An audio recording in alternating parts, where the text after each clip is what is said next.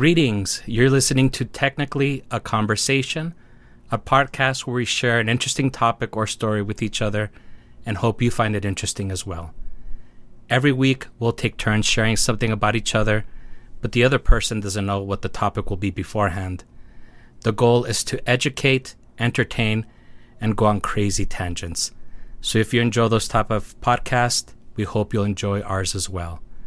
Parental advisory warning, we might use strong language. That's true. I am one half of your host, Jose, and I am joined by my lovely co-host, Isela. Greetings. How are you doing today? I am good. How are you doing today? Doing good. That's awesome. So this is our first podcast. Me too. I'm very excited. So are you ready to get started? I am ready. I can't even think of what you're going to say because you kind of teased me into a topic, and I've just been totally like not even sleeping because I don't even know what the topic is going to be. Okay, well, hopefully I didn't stress you out too much. No. Okay, so I'm going to reveal what the topic is going to be, but I'm going to need your help on it. Oh, sure. Okay, so what I'm going to need you to do is go up real close to the microphone. Okay, just like this. Yeah, and you're going to say, "You think you know me." So can you do that for me? Okay. You think you know me. Here we go. Wow. On this day, I speak clearly. Our podcast about to start. In a place where she feels our dreams. Gotta clean it all the time. On this day, it's all over me. Everything is filled with grime. Another chance to clean the walls. Another chance to clean the walls.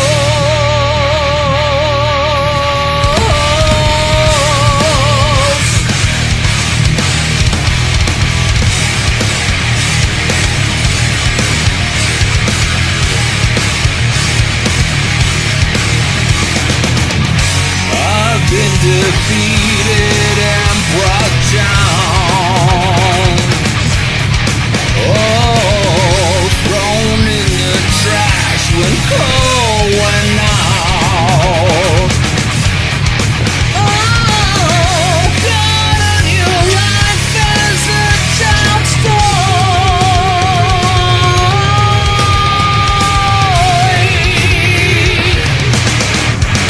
On this day, I stopped cleaning. I started a brand new life from remains of failed industry. Now it's Play-Doh all the time.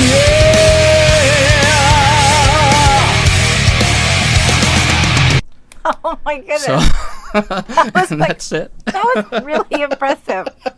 Every time you sing, it's usually just like rock band stuff, and it's not like, it's just like other people's stuff. Wow. Yeah. Well, this is technically somebody else's stuff too, but I just changed the lyrics to reflect the little bit of the story of Play-Doh.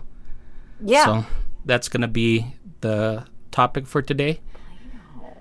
And I don't think my voice can keep that energy up for the rest of the podcast. But So you heard it here first, and one time only. yeah. So even though Play-Doh might be synonymous with non-toxic moldable clay for kids that smells fantastic and has a deliciously salty taste, it didn't originally start as a child's toy. Really? Yeah. So today, I'm going to school you on the dirty history of Play-Doh. Oh. How Play-Doh almost didn't happen. The link with Captain Kangaroo. The scent of a Play-Doh. Play-Doh's other products, and some fun facts. Nice. That's the one thing it takes me back to like a very specific time in my life. I'm excited. Just the smell of it, right? Yeah. You smell it and Right away, you're 6 years old again. Boom, exactly. Yeah. All right, exciting. Okay, so I got most of this information from The Accidental Invention of Play-Doh by David Kindy from smithsonianmag.com. And that's at Wow. https://www.smithsonianmag.com/innovation/accidental-invention-play-do-18097-527-. Wow. That's commitment. Okay, so let's get into the dirty history of it. Yeah. Let's get into the dirty. What would you say if I told you that Play-Doh was originally conceived by a satanic sex cult led by Anton LaVey in 1966?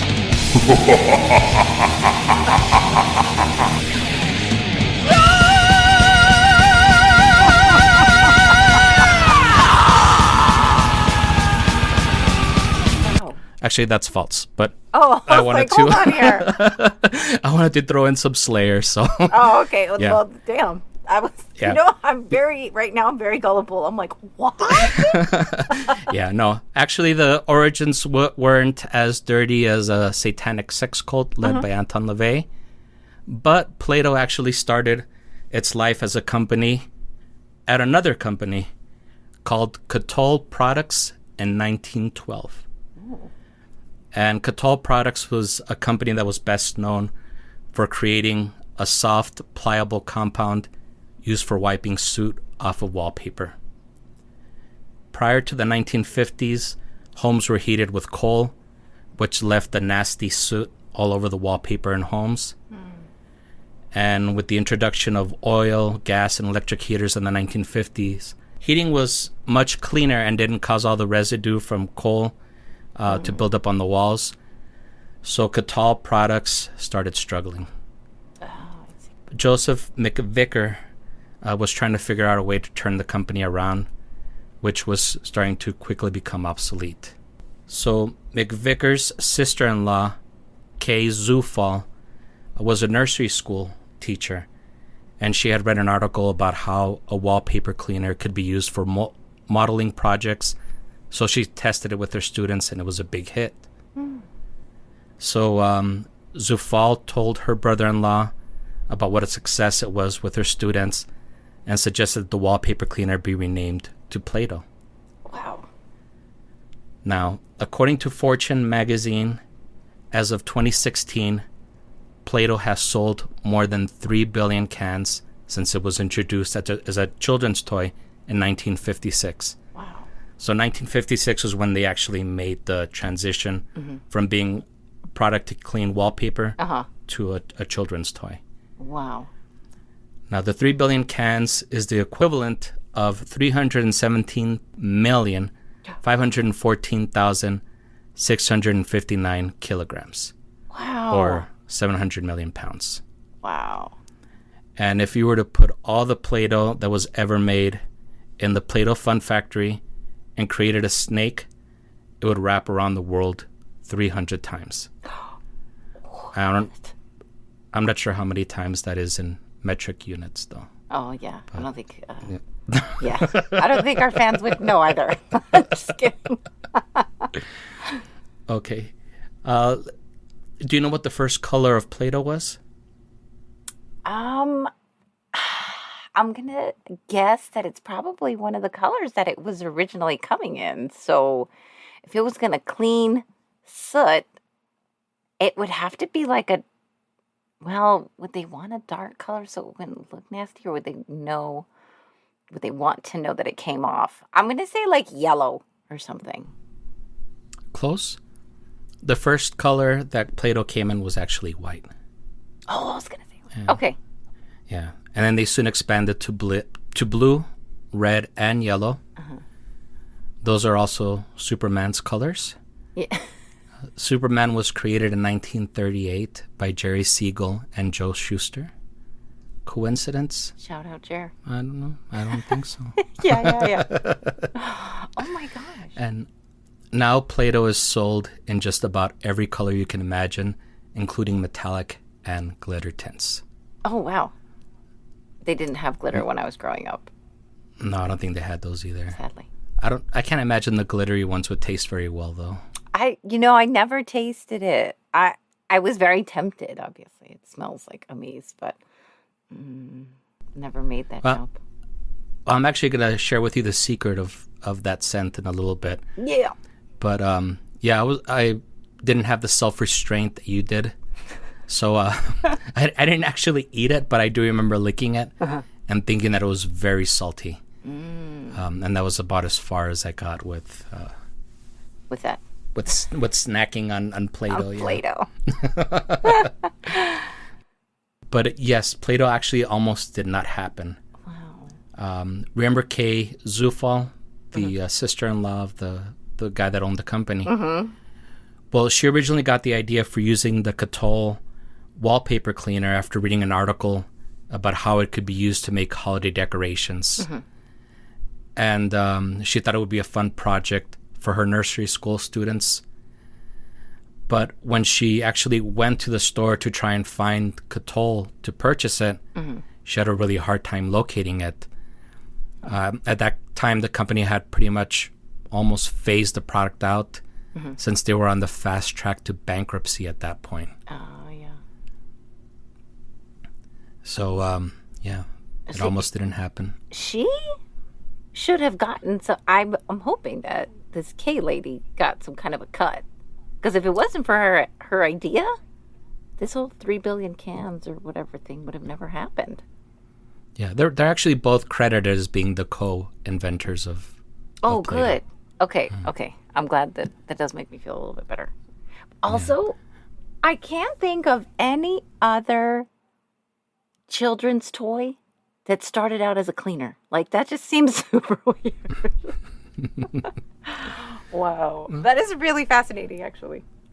I appreciate Well, maybe with those things to create bubbles, because that's essentially soap. Soap and glycerine, I think. Soap, water, and glycerine. Yeah, that's true. It's like when we ran out, I would always be like, Mom, we gotta go buy more bubbles. And then she'd be like, oh, I'll make you bubbles. I'm like, make you? Oh, okay. And it was always like Dawn and like whatever. So they didn't come out as good, but yeah. Yeah, the secret ingredient is glycerine. That's what causes the bubbles to hold their shape a little bit longer. Yeah, no wonder. They would last like a split second. Yeah. But I don't know about you, but I don't know anybody that usually carries or has glycerine in their medicine cabinet. So I only have glycerin soap, and only because my daughter likes to craft it up with that. oh, there you go. Yeah. Oh my God, that is so interesting. And it's So now Oh, I'm sorry. Go ahead. no. I was gonna say, and does it say if it's like still one of like the best-selling children's products? Because I feel like every kid still grows up with Play-Doh, like even today. The cited article omitted that information, sadly. Okay. All right. But, In my head, I want to say that kids still grow up with that. I'm sure it's still one of the most popular toys. I think so.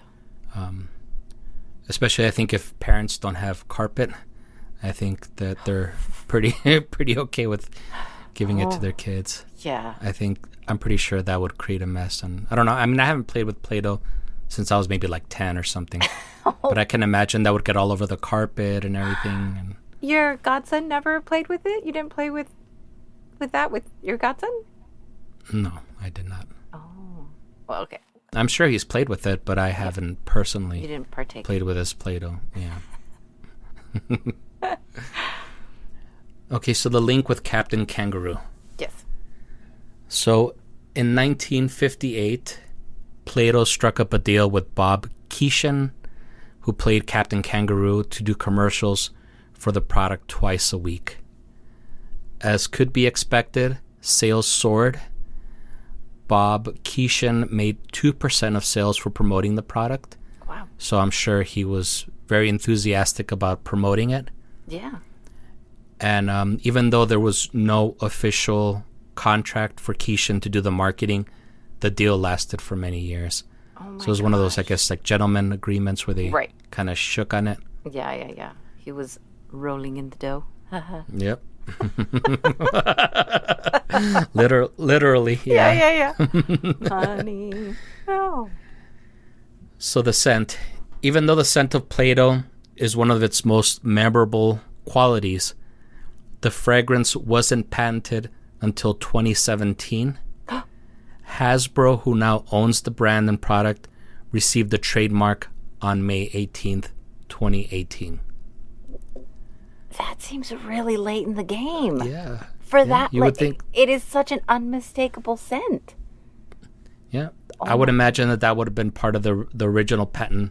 Yeah. That was done when the product was first marketed for children. But Yeah. I guess it never really, it didn't really occur to them to patent the scent until 2017. Oh, wow. I wonder if that scent was the same also from the beginning. I don't know. That's a great question. Yeah. I would love to know that. Yeah. You'll love the way that Hasbro describes the aroma. They describe it as a unique scent formed through the combination of a sweet, slightly musky vanilla-like fragrance with slight overtones of cherry and the natural smell of a salted wheat-based dough. Oh. It almost sounds like a perfume description, right? It does. I agree with the vanilla. Oh, I'm sorry. Go ahead. No. Go ahead. I was just going to say, I do agree with the vanilla, but the cherry, I think either I have a broken nose or I don't know if I can really smell cherry in there. No, I've never gotten the cherry from it. I've gotten the vanilla. The and musk. like a real sweet, the real sweet smell. I feel since I've tasted it that I can taste the salt. Yes. Yeah. But yeah, I mean, that description completely sounds like a perfume description. Wow. And apparently, so did Hasbro. To mark the toy's 50th anniversary, Hasbro teamed up with Demeter Fragrances to create a Play-Doh perfume that recreated the fresh, out-of-a-can aroma. Stop it. No, for reals. And if you Google it, they actually do have the little bottles of Play-Doh perfume. Oh my God. A part of me really wants this just to spray, almost like a room spray. You know what I mean? How great would that be? You're like going to sleep. I mean, every dream would be like of your childhood. How fantastical. True. I would almost want to wear it ironically just to see if people, since the pandemic, I don't really see that many people. So I guess I would buy it and then hold on to it to when I feel ready to reintegrate with society. Yeah. And then kind of wear it ironically just to see, if people actually notice that, wow, you smell like Play-Doh. Yeah. I would be curious too.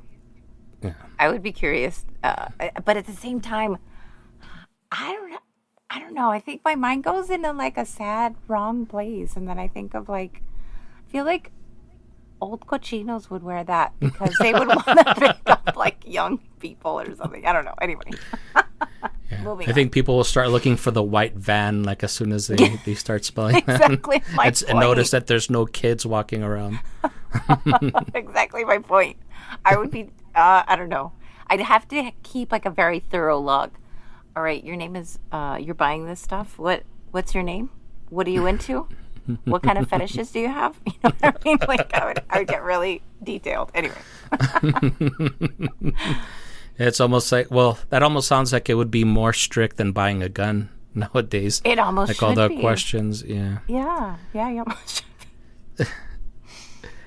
Now, Play-Doh actually, the aroma of it is actually produced from a mixture of flour, water, salt, borax, and mineral oil, and is non-toxic. I've never smelled borax or mineral oil, but I'm assuming they probably have the bulk of the scent because flour, water, and salt aren't very aromatic. No, I agree. Now, in the 1960s, Play-Doh began to branch out and introduced the Play-Doh Fun Factory. I don't know if you ever remember, where you could pump out the Play-Doh into a bunch of different shapes. Yeah. And then they later started expanding into other things like Animal Ark, which that kind of sounds like a, I don't know, like a Kirkland Animal Ark or Noah's Ark. Yeah. Make a Meal Sub Shop, which sounds like the Great Value Subway. Right. And then they came out with something horrible that when I was Googling these images, like this one almost brought tears to my eyes. It's called Dr. Drill and Fill. Oh. So when I Googled it, it's almost what you imagine it. Dr. Drill and Fill allows you to fulfill all your sadistic and perverted fantasies of being a dentist. You can fill cavities, apply braces, and inject the mouth of your unsuspecting plastic victim as your life slowly inches its way down a path of depraved indifference. Oh my God. Some of the other play sets that Play-Doh came out with included a Crazy Cut stylus, which that one is one of the ones that I remember the most. Drizzly ice cream play set, Noodle Party play set, Yes. Grill and Stamp play set. And then the big daddy of them all, the one that always came to my mind whenever I would think about those play sets, was the McDonald's restaurant play set. Remember you could make the little hamburgers out of Play-Doh and the you even had the fries. little tomatoes. Yes. Yeah. They also did a lot of co-branding with My Little Pony, Disney Princesses, Frozen, and Star Wars. And they had a Jabba the Hutt playset, which I kind of want now. I know, Looks super too. cool. Yeah, that I don't even remember them I don't ever remember advertising that. it. I don't. But my daughter had the noodle playset one, which was kind of cool because it had like meatballs. Mm-hmm. It was always doing. It was like making meatballs or spaghetti, and you would pump it through this little thing that you press down, and like all this little hair comes out or whatever. But in the end, it would always just turn out to be like hard, and then it would just crumble up. Everything was just like sprinkles. Yeah. Ultimately. What did you use for the what's going on back there? Can you hear? Is your Google Assistant My waking up? Google is going off. I was talking, and it was like, okay, we're going to play the shittiest song ever. I don't know why. You can't hear it? I just heard like a little voice in the background, and I just saw you just keep on turning around to look like behind you. Thing. I'm going to turn it off right now. Let me grab my phone. It's just like super creepy. And I'm like, home alone. This is not cool. I'm just kidding. Oh, that's hilarious. What song was it playing? I don't know. I'm about to see if I can tell from my Google, what is it, the Google Home app. It sounds like something you would totally love, too. Yeah. Maybe it heard me singing along to Slayer and Alter Bridge. It's The Last Stand, Sabaton. Or Sabaton? Sabaton. Oh, sorry. Yeah, there you go. Yeah. I'm going to get all mixed up. Sabaton. I'm just kidding. Sabaton. And what did you use for the spaghetti sauce when you would make the noodles? Or did you not make? I don't remember that they really had spaghetti sauce, but it was more just like the yellow spaghetti.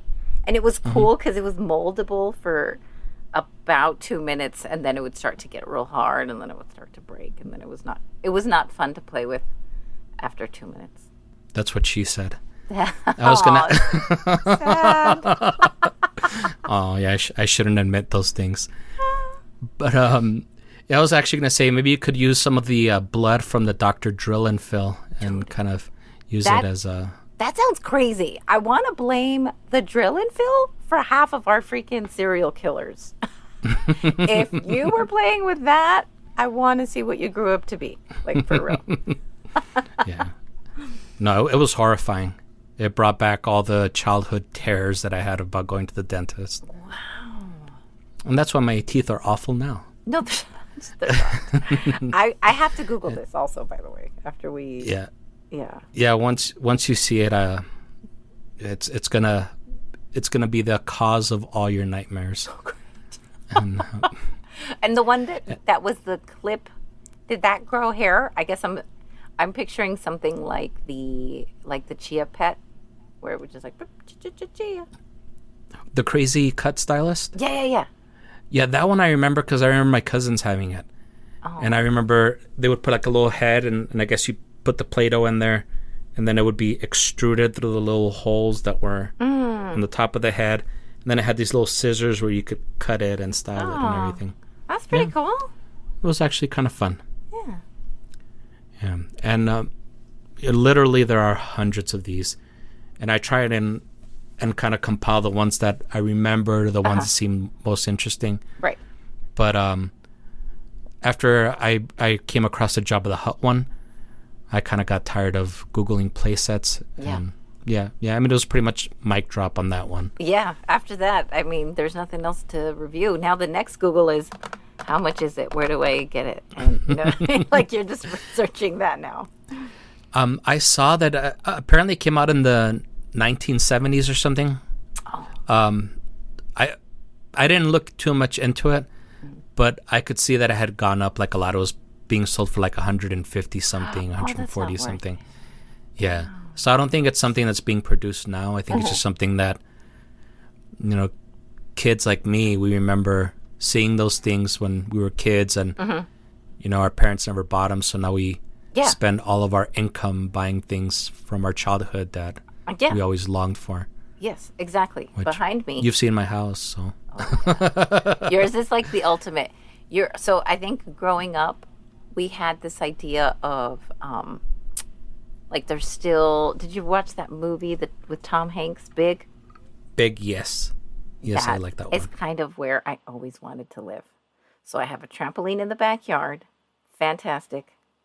I have a Galaga in my forbidden room. Also fantastic. So I don't have the pinball, but yeah, I think I only have a very select few things like toys, but I do still have some kind of limited edition, what was her name? Strawberry shortcake.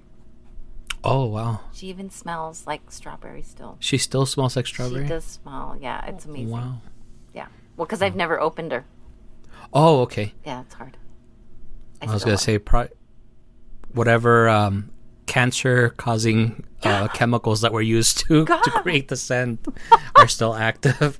Well, you just shot down my good feelings really quickly. That California Prop 179 or whatever, that little label that you see on everything. By law, we are legally bound to tell you. Right. That only in California will this cause you cancer. Of course. But good thing we're in Texas. you know, and all the times that all the time that I've known you, which has been about 10 years now, you've only showed me the Galaga, but we never actually played it. That kind of makes me sad. Well, yeah. I played a game with Isa maybe back in the 90s. No, just like 2 or 3 weeks ago. Oh, 2 weeks ago. Oh, okay. Yeah, she really wanted to play. I was like, Galaga is a lot of fun for about 15 minutes. And then it's a wrap. And then it's time to eat. which is about the attention span of she's 13, 14 now? Yeah. Mm-hmm. Yeah. So, yeah. It's perfect. That's perfect. Again, perfect for the attention span of a child. Right. I think shout out to SpongeBob for creating a short attention span. Just kidding. Okay, so let's go. Well, actually, I think right now this would be a good time to take a little break. Yep. And then we'll go ahead and finish off the rest of the show. Awesome. After these messages, we'll be right back. In these trying times, when our nation is beginning to recover, look to Palmer Technologies for all your logistical needs. Palmer Tech is no stranger to rebuilding. Our primary goal when the company was founded was to reconstruct Star City after a series of earthquakes left it in ruins. Our team of scientists and engineers from our applied sciences and technology divisions were there every step of the way with innovative solutions to solve the most difficult problems. When it comes to experimental medicine, Palmer Tech is a name you can trust. Specializing in nanotechnology, biostimulant implants, and smart wearables, our founder and CEO, Dr. Raymond Palmer, personally oversees each project. His teams will work with you to tailor a specialized solution for you and your patients. With a PhD in physics from Ivy University, no job is too big or too small. Palmer Technologies, the #1 name in science, engineering, technology, and medicine. Contact us now to see how we can work with you. We also offer paper products. And now, back to the show. Okay, so we're at the tail end of our podcast here, but I didn't want to end the show without a couple of fun facts. Nice. Now, we had talked about Hasbro owning the Play-Doh brand, but before then, General Mills actually owned the brand. General Mills bought the brand from McVicker in 1965, which was also the year that McVicker finally received the patent for Play-Doh. He had applied for the patent in 1956, so it took him almost 9 years to receive that patent. Wow. And then Hasbro bought the brand from General Mills in 1991. Now, Play-Doh was... Oh, I'm sorry? Sorry. General Mills isn't that the one that owns the cereals? Yeah. Oh, that's interesting. Okay, sorry. Which kind of makes a little bit of sense since flour is one of the main ingredients in Play-Doh. Yeah. So I guess it kind of makes a little bit of sense. Yeah. But I think Hasbro is more... Well, and then they also include all the little junk toys that you get in the... Yeah, and then, yeah. All the trash toys that you get in the... It is trash. Yeah. You look at it all cute, throw it away. Yeah. But I think Hasbro is more associated with toys than General Mills. Mm-hmm. So I think that probably was a better fit. Yeah. Play-Doh was inducted into the National Toy Hall of Fame in 1998, which was also the year the Hall of Fame was started. It was one of the original 17 toys to be inducted. That's cool. What do you think were some of the other 17 toys? Okay, if I'm going to venture to guess, like Slinky's got to be in there, right? Slinky is not on the list. They were robbed. Okay. So Play-Doh? Slinky didn't make it? If Slinky didn't make it, what about just like the Hot Wheels? Hot Wheels is also not on the list. What? Oh my god. Yeah. They kind of went way... Oh no. You have another guess? I was only going to go with one more guess because they teamed up with them, so I thought maybe it was just as popular. My Little Pony? My Little Pony, surprisingly, was not on the list either. I am just going to call it quits here. That's the show, folks. Thanks. Just kidding. No, some of these things, I think they kind of went way back. Uh-huh. I think they were trying to honor toys from when they first kind of started. I'm almost surprised they didn't have that circle, that loop with the stick that you would see like in old-timey movies. Circle with the stick. You know what I'm talking about? It's kind of like a hula hoop. It's like a little hula hoop with the little stick that people would use to I don't know. I would only see it in old-timey movies. There'd be like a kid playing with the stick and a big hoop. But hula hoop, they were one of the original inductees. Okay. Barbie was one of the original. Crayola crayons. Erector set. That sounds weird. That sounds super generic. Okay. Etch-a-Sketch, Frisbee. That's right. Lego, Lincoln Logs. Oh, yeah. Marbles, Monopoly, the Radio Flyer Wagon.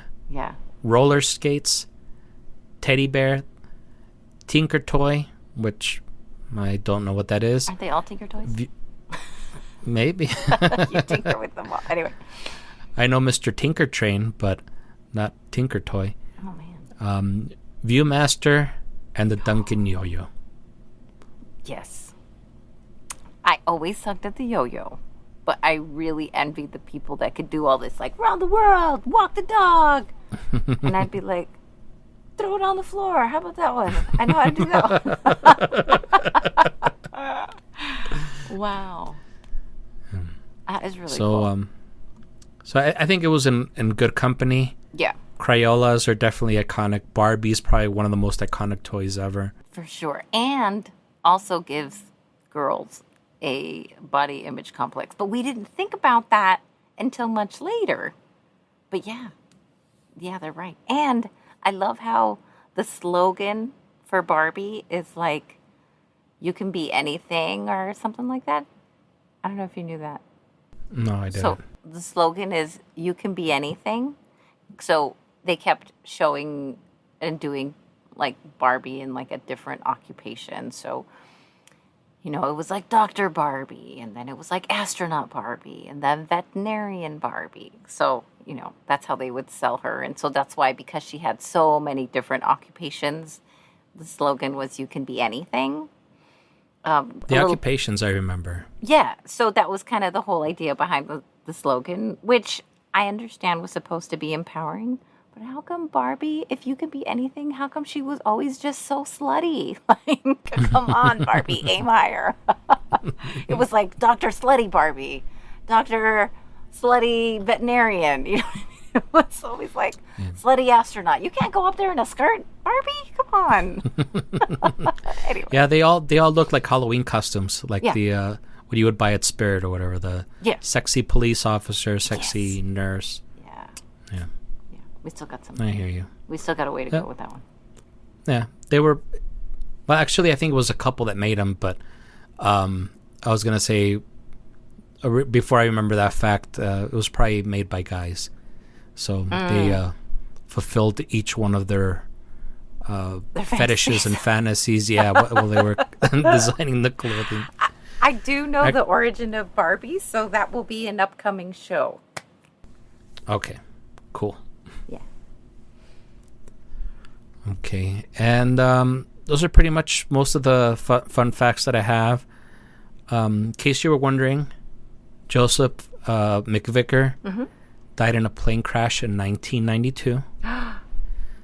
Kay Zufall died of Alzheimer's on January 18th, 2014. Oh.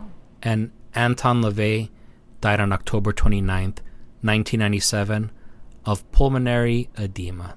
Oh. Well, at least Kay made it pretty late in the game. 2014. That was like 6 years ago. Yeah. Or 7 years ago, rather. That is, I mean, wow. They're still pretty long lives. Mm-hmm. Wow. They got to reap a lot of their benefits, hopefully. I hope so. Yeah. Shout out to them, because that was a lot of fun. It was hard convincing my mom to buy that stuff, though. You know why? Because she would make us play with the tortilla masa. So it was all the tortilla dough. So she'd be like, oh, you want, and then again, it was everything that we wanted to buy. Oh, I'll make it. She made me a Cabbage Patch doll. Oh my God, do you have it still? I do have it. I need to see it. Do you want to see it right now? I need to see. You have it? You have it there? Oh, yeah. I know where it's at. Okay, I need to see it, yes. Okay, I'm going to put you on hold. Okay. I'm hiding And she's her. back. I'm hiding her. I will for make the sure big reveal. I'll make sure to, well, actually, take a picture of it. Yes. And send it to me, and I'll make sure to put it on Twitter and Instagram when the podcast publishes. Yeah. So that way listeners can see what the doll looks like. Mm-hmm. So the story was, I wanted a Cabbage Patch doll forever. And I don't know how much it went for back in the day. Let's say it was like $15.99 was too much for us. So she was, again, famous words, I'll make it for you. So I was very concerned. And here you go. This is what she looks like. Oh my God, it's incredible.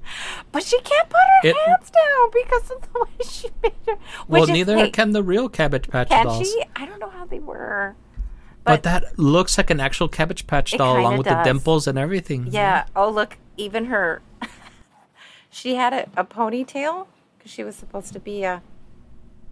She was about even the ponytail thing. The band, it broke because that's how old it is. Oh But my yeah. God. You took But, okay. incredible care of your toys. How cool. Yeah, this was too cool not to. I was like, I mean, it's not. But okay, I'm only going to lift up her skirt because I want you to see what her, I know. I want you to see what her body Well, looks let me like. spray my Play-Doh cologne on first. Shout out to my mom for making this cheerleading outfit. How cool is this though? She used to be That is super like, cool. very seamstressy. So this is why this came out probably a little bit better than her arms. Just kidding. So mean. No, the doll looks amazing. Dude, she's still special to me because my mom made it, but I still want a Cabbage Patch doll. Well, if I can find one, I'll get a Cabbage Patch doll for you. That'll be a gift from me to you. So kind. You gave me. I mean, it's not going to be as cool as that doll, but that is super cool. And she legit looks like a Cabbage Patch doll. She really Like does. no lie. She really She doesn't does. even look like a family dollar. Like she looks like legit Cabbage Patch. And the reason why she embroidered a TH was because here's the sad part. I think she made it by the time I was already in high school. I'm sorry, middle school. And I had gone to Terrace Hills. Oh. But well, dude, that the makes embroidery sense. is even pretty nice. Yeah. How sad that I wasn't sure what that was, what that logo was, but Yeah. that is really cool. Yeah, it stands for the hell. I'm just Thank you. I will tell her. I really liked it. I enjoyed Okay, our so- first podcast. So did I. So I think we've gone over by a lot. The show, Shoot. yeah. Okay. So we'll go ahead and stop it there. But Yeah. we hope that you enjoyed the show and that you join us again next week. You can find us on Apple Podcast, Google Podcast, or wherever fine podcasts are sold. Follow us on Instagram and Twitter at greetingstac or email us at greetingstac@gmail.com if you have a story you would like to share with us. Thank you very much, people.